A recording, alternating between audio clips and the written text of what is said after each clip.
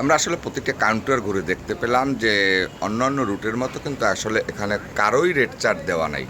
আসলে সাধারণ যাত্রীরা হয়রানির শিকার হচ্ছে এখান থেকেই। রেট এইখানেই দেওয়া থাকে, ল্যাপটপে আছে।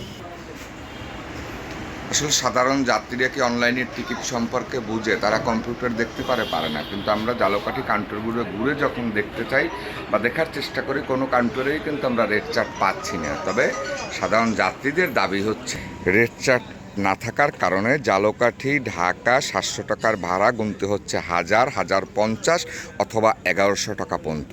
কিন্তু কেন? তাহলে এমনটাই কি চলবে এখনও?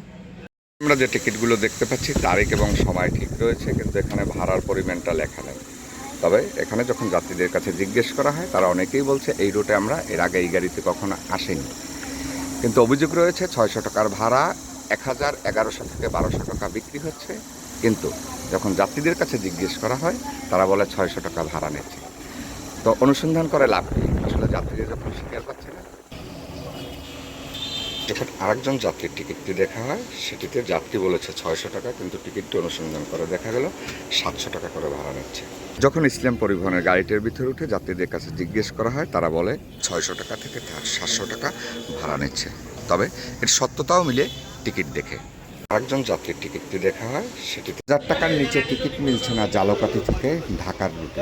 সাধারণ যাত্রীরা এসে হয়রানির শিকার হয়ে ফিরে যাচ্ছে বাড়ির দিকে, পাচ্ছে না টিকিট।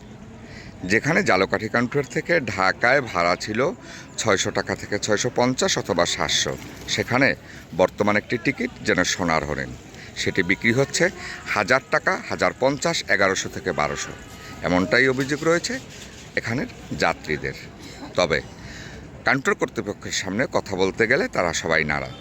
তারা কথা বলতে চাচ্ছে না গণমাধ্যম কর্মী সহ ক্যামেরার সামনে, কারণ এই ভাড়াটা দ্বিগুণ হওয়ার পিছনে হাত রয়েছে মালিক সমিতির। এমনটাই অভিযোগ করছেন তারা।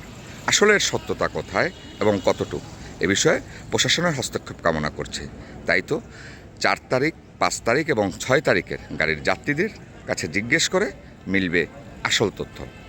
জালকাঠির কোনো কাউন্টারেই নেই রেট চার্ট। যে জালকাঠি থেকে ঢাকা যাবে তাকে গুনতে হবে ভান্ডারিয়া থেকে ঢাকার ভাড়া, এমনটাই দাবি যাত্রীদের।